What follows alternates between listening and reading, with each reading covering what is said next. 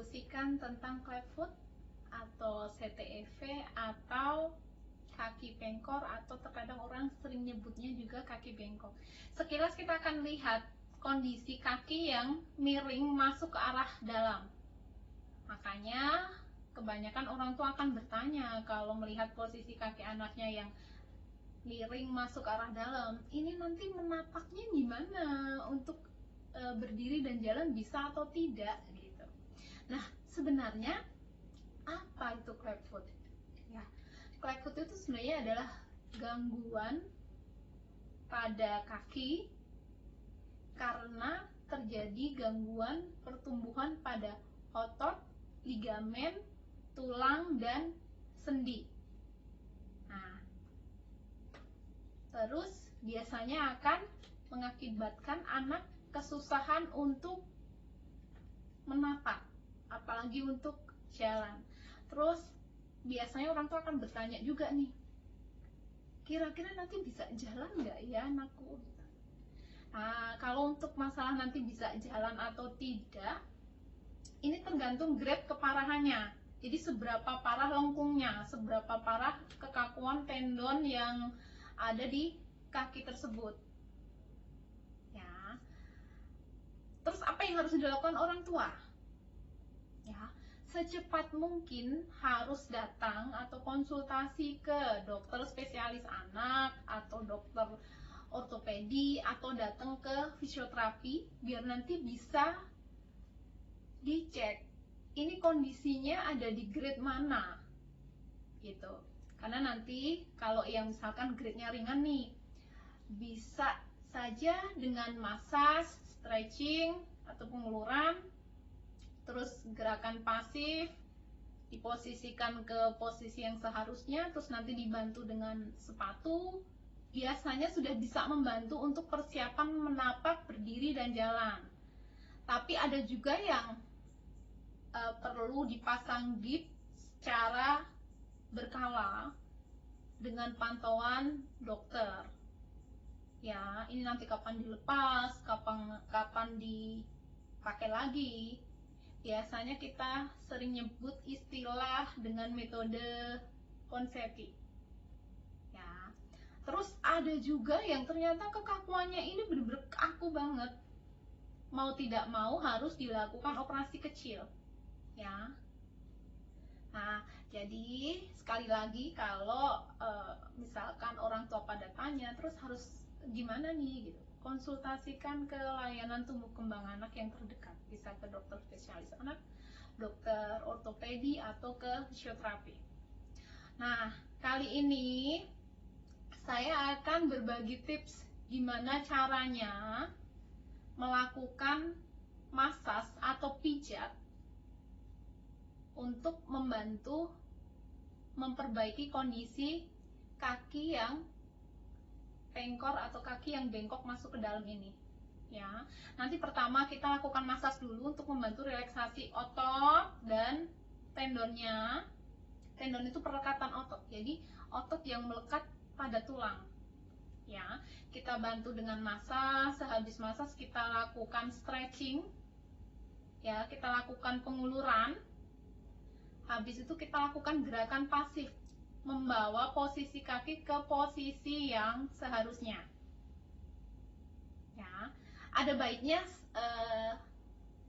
massage ini dalam bantuan atau dalam pengawasan fisioterapi secara langsung. Jadi nanti bisa dipandu nih, tekanannya segini, stretchingnya ke arah sini gitu. Ya, cuman berhubung masih dalam kondisi yang seperti ini, ada beberapa orang tua yang terkadang datang ke klinik aja masih agak khawatir. Jadi kita coba share gimana caranya massage atau pijat, stretchingnya seperti apa, pengulurannya seperti apa, sampai gerakan pasif untuk memposisikan kaki yang baik itu seperti apa. Semoga penjelasan ini nanti bisa difahami. Kalau misalkan nanti ada yang masih bingung, bisa tulis di bawah kolom komentar atau langsung diskusikan di grup masing-masing dan kita akan bahas pada jadwal Zoom kelas masing-masing kelompok. Oke, kita langsung sambung bagaimana cara massage dan stretchingnya.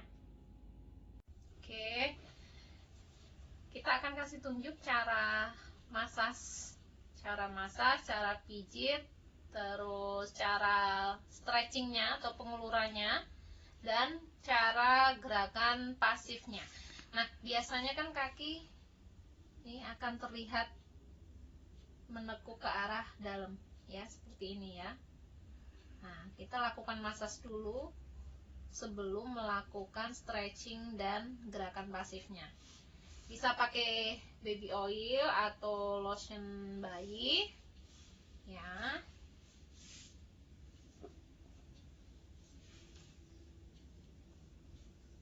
Oke, lakukan massage di sepanjang betis, tendon Achillesnya juga.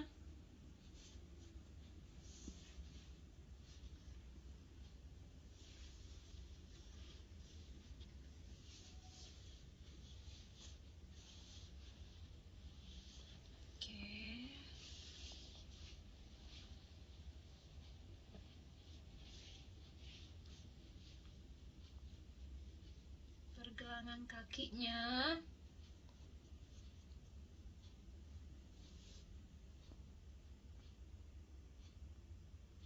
Oke, bagian punggung kaki.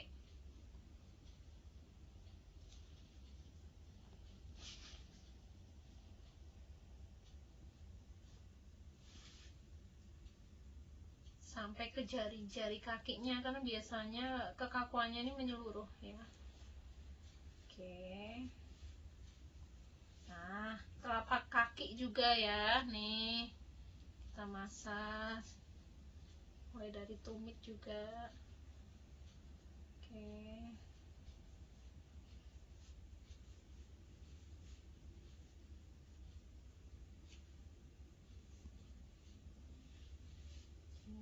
Terus yang ke arah atas.